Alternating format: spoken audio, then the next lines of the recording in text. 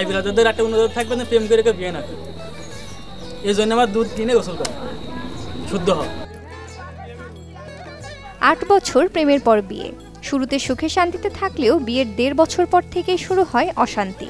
6 বছরের মাথায় সংসার জীবনের ইতি টেনে 1.5 মণ দুধ দিয়ে গোসল করলেন চুয়াডাঙ্গা রুদ্রনগরের সবুজ মিয়া।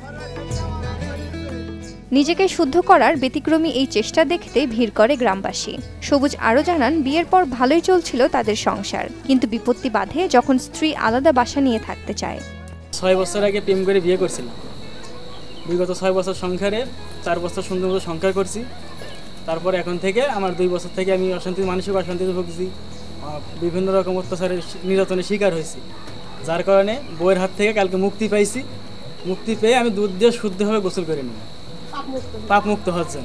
যে আমি আর জীবনে ভুল কাজ করেছি, আর ভুল কাজ করবো না, আর প্রেম করে আর জীবনে কোনো বিয়ে করবো না। আমার ভাই বিরাদার, ছোট ভাই বিরাদার যারা আছে এদেরকে আমি করতে দেবো। স্থানীয়রা জানান, দীর্ঘদিন যাবৎ মানসিক অশান্তিতে ভুগে অবশেষে মুক্তি পেয়েছে সবুজ। ভালোবাসার কারণে তার 6 বছরের সংসার 2 বছরের অশান্তিতে মানসিক ভুগছে।